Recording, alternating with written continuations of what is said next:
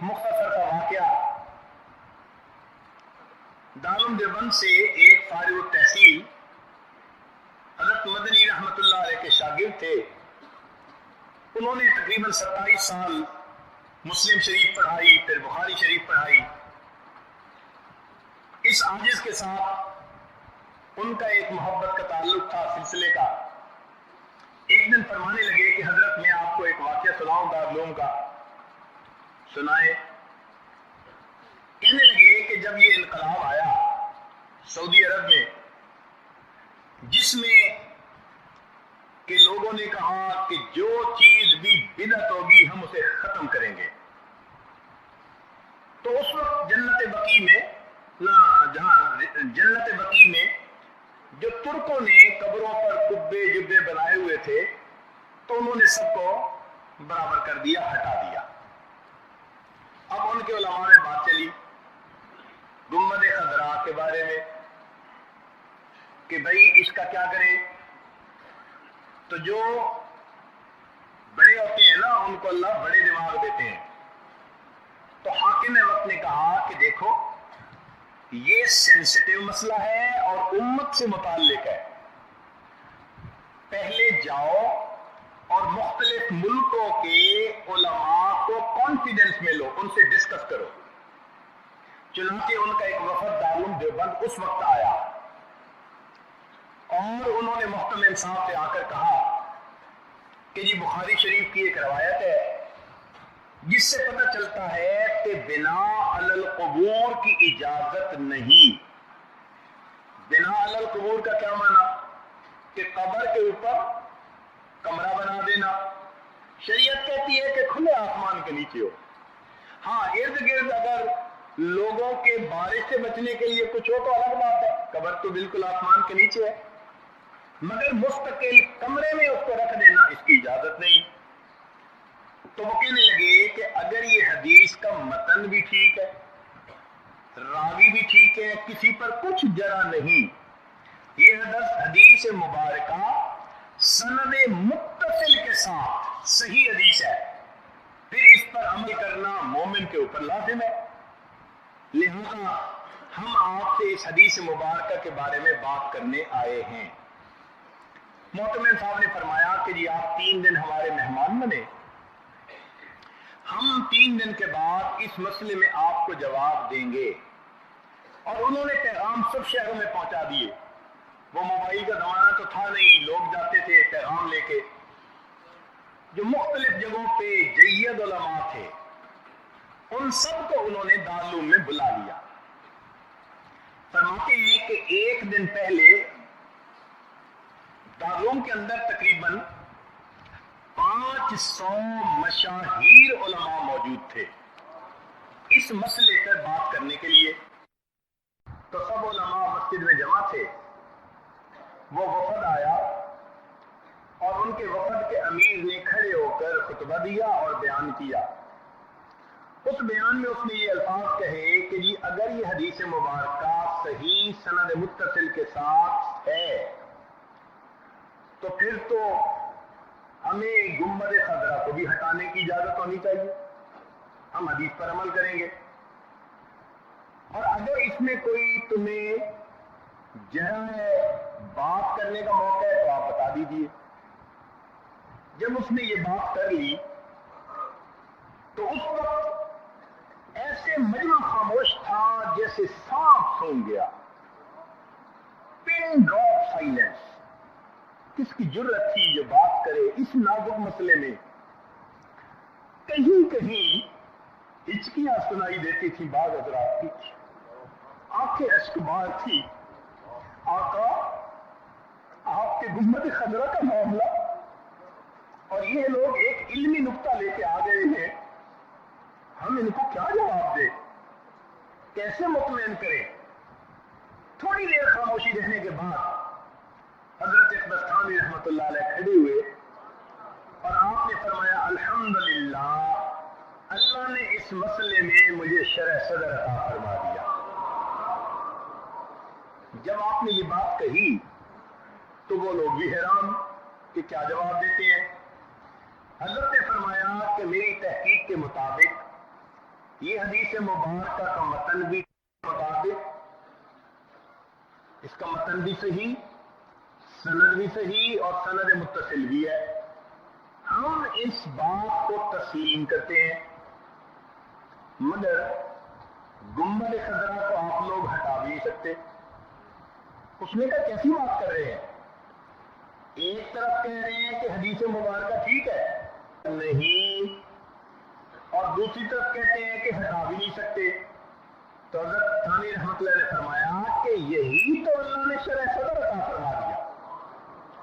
اس نے کہا جی ہمیں بات سمجھائیں، بات سمجھ نہیں آ رہی۔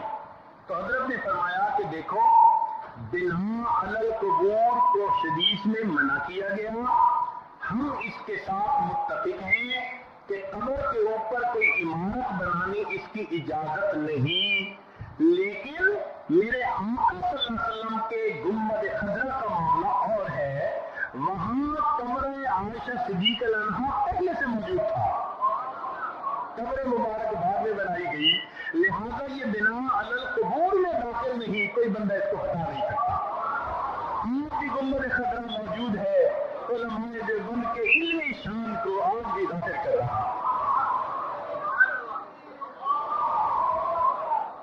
یہ نعمتیں اور یہ علمی نعمتیں، نکات، معرفتیں، یہ تقویٰ کی وجہ سے انسان کو حاصل ہوتی ہے۔ اسی لیے فرمایا کہ اذا اجتمعت النفوس علی ترک المعاصی جالت فی الملکوت وعادت بطرائف الحکمہ۔ ابو تراب رحمۃ اللہ علیہ فرماتے ہیں اذا اجمع الرجل علی ترک الذنوب، اگر لوگ گناہوں کے ترک کرنے پر مجتمع ہو جائیں، اتت الاوراق من اللہ من کل جانب، تو اللہ کی طرف سے کی مہربانی سے ہر طرف سے ان پر اوراد نازل ہوں گے، واردات نازل ہوں گی۔ اور ایک خوبی گناہوں کو چھوڑنے کی یہ ہے کہ اذا ترک العبد للہ معصیہ، جب بندہ اللہ کے لیے معصیت کو چھوڑتا ہے، عوضہ اللہ منہا طاعۃ، اللہ تعالیٰ گناہوں کے چھوڑنے کے بدلے اس کو طاعت کی توفیق دیتے ہیں، ثم یصیبہ علی تلک الطاعۃ طاعۃ اخری، پھر اس نیکی پر اللہ اور نیکی کی توفیق دیتے ہیں، اس کو کہتے ہیں ذالک فضل اللہ یؤتیہ من یشاء۔ یحییٰ بن معاذ رحمۃ اللہ علیہ نے ایک بڑی خوبصورت بات کہی، فرماتے تھے علی قدر الخروج من الذنوب، علی قدر الخروج من الذنوب تکون الافاقۃ للقلوب، کہ جتنا انسان گناہوں سے نکلتا جائے گا اتنا اس کے دل کی بیماریاں ختم ہوتی جائیں گی۔ تو ہمیں ایک ٹیسٹ مل گیا، ہم اپنے دلوں کو دیکھنا چاہیں کہ یہ روحانی طور پہ کتنے صحت مند ہے، تو اپنی زندگی کے اعمال کو دیکھیں۔ یہاں ایک سادہ سی بات کہ جو بندہ سلوک کے میدان میں قدم رکھتا ہے، اس کے دل کی تمنا ہوتی ہے کہ اللہ مجھے اپنے پسندیدہ بندوں میں شامل کر لے، مجھے ولایت ملے۔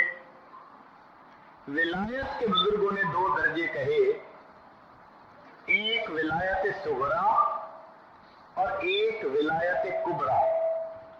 اب ان کی ایک تو تفصیل ہے نا، وہ جو عارفین کی نظر میں ہوتی ہے، ایک تفصیل آج ہم عوام الناس اپنے سمجھنے کے لیے کہ انسان نیکی بھی کرتا ہے، گناہ بھی کرتا ہے۔ جب وہ فیصلہ کر لیتا ہے کہ میں نے گناہ نہیں کرنا، اور پھر اس کے دل کے اندر گناہ کی خواہش ہوتی ہے، مگر وہ آنکھ بچاتا ہے، اپنے ہاتھ پیچھے ہٹاتا ہے، گناہ سے رک جاتا ہے، تو اپنے آپ کو گناہ سے بچانے کا ملکہ جب آ جاتا ہے، طاقت آ جاتی ہے، اور اس بندے کا ہر کام شریعت کے مطابق ہوتا ہے، چاہے جی چاہے یا نہ چاہے وہ گناہ سے بچتا ہے، تو ایسے شخص کو ولایت کا ایک مقام ملتا ہے جس کو ولایت صغرا کہتے ہیں. ولایت صغرا کہتے ہیں کہ چاہت بھی ہے مگر ادھر دیکھ بھی نہیں رہا, اندر سے ٹیمپٹیشن بھی ہو رہی ہے گناہ کرنے کی, مگر جانتا ہے کہ یہ اللہ کی نافرمانی ہے, نہیں کرتا. تو جس بندے کو یہ مقام حاصل ہو گیا کہ وہ قدرت کے باوجود گناہ نہیں کرتا, اپنے علم اور ارادے سے گناہ نہیں کرتا, اگرچہ اندر تقاضے موجود ہوتے ہیں, تو اس بندے کو ولایت کا پہلا درجہ ملا جس کو کہتے ہیں ولایت صغرا. اور ایک درجہ اس سے بھی بلند, اس کو کہتے ہیں ولایت کبرا. یہ وہ مقام ہے جس میں کہ انسان کے دل میں گناہوں کی طرف میلان ہی ختم ہو جاتا ہے, وحشت ہوتی ہے. بلکہ اس کی آسان مثال سمجھے کہ بعض لوگوں کو موسیقی سے بہت وحشت ہوتی ہے, حتیٰ کہ اگر مسجد میں کسی کے موبائل میں موسیقی بجے تو طبیعت میں کراہت ہوتی ہے. کیا شور, اور ان کو کسی ایسی جگہ پہنچا دو جہاں شور مچا ہو, ان کے لیے وہاں ٹھہرنا مشکل ہوتا ہے. یعنی وہ گناہ جس سے کہ لوگ مزے لے رہے ہیں, یہ بندہ گناہ کی کر رہی ہوتی ہے. جیسے اس بندے کی طبیعت موسیقی سے کراہت کر رہی ہے, جو ولایت کبرا کے مقام کے لوگ ہوتے ہیں ان کی طبیعتیں شریعت کے اتنے مطابق ڈھل جاتی ہیں کہ ہر گناہ سے وہ اس طرح کراہت کر رہے ہوتے ہیں. مکروہات شرعیہ ان کے لیے مکروہات طبیعیہ بن جاتے ہیں. اس کی مثال, کتنی بھوک لگی ہوئی ہو, اگر آپ بیرون ملک سفر کر رہے ہیں, کوئی بندہ کہہ دے جی کہ یہ سور کا گوشت ہے, تو بھوک کے باوجود آپ کی طبیعت میں ایک کراہت آئے گی, فوراً آپ پیچھے ہٹ جائیں گے, میں نہیں اس کو کھا سکتا. بھوک ہے, چاہت ہے کہ کچھ کھاؤں, مگر سور کا نام سنتے ہی طبیعت میں کراہت آ گئی. جو ہماری کیفیت اس وقت ہوتی ہے, اللہ والوں کی جو ولایت کبرا کے مقام کے لوگ ہوتے ہیں, شریعت کے خلاف ہر بات کے معاملے میں ان کی کیفیت یہی ہوا کرتی ہے. اس لیے جو بندہ گناہوں سے بچ جاتا ہے, پھر اللہ رب العزت اس کو دنیا کے اندر عزتیں عطا فرماتے ہیں. داؤد رحمت اللہ علیہ کو اللہ رب العزت نے وہی نازل فرمائی, یا داؤد ان قطع لی, میرے لیے ماں سے اپنے تعلق کو توڑ لو, انقص لک رؤوس الملوک, میں بادشاہوں کی گردنیں تمہارے سامنے جھکا دوں گا, وَأَلْبَسُ وَجْهَكَ الْمَحَابَةَ, اور تمہارے چہرے کو میں روب سے سجا دوں گا. مرد حقانی کی پیشانی کا نور کب چھپا رہتا ہے پیش ذی شعور. تو یہ نعمت نصیب ہو جاتی ہے کہ انسان گناہوں کو چھوڑتا ہے اور اللہ رب العزت اس بندے کو یہ نعمتیں عطا فرما دیتے ہیں.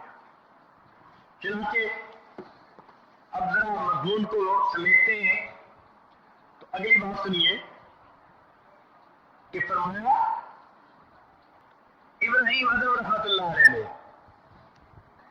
فرمایا, اسقل الاعمال فی المیزان اسقلها علی الابدان, کہ جو اعمال انسان کو کرنے مشکل ہوتے ہیں, جو گناہ چھوڑنے مشکل ہوتے ہیں, اتنے ہی وہ عمل اللہ کے ہاں میزان کے اندر بھاری ہوتے ہیں.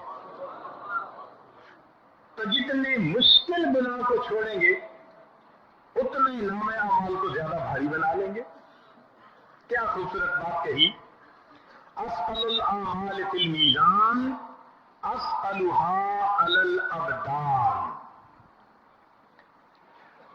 چنانچہ پورے تصوف و سلوک کا نچوڑ کیا ہے کہ انسان کی طبیعت ایسی بن جائے کہ وہ بے ساختگی کے ساتھ شریعت پر عمل کرنے والا بن جائے.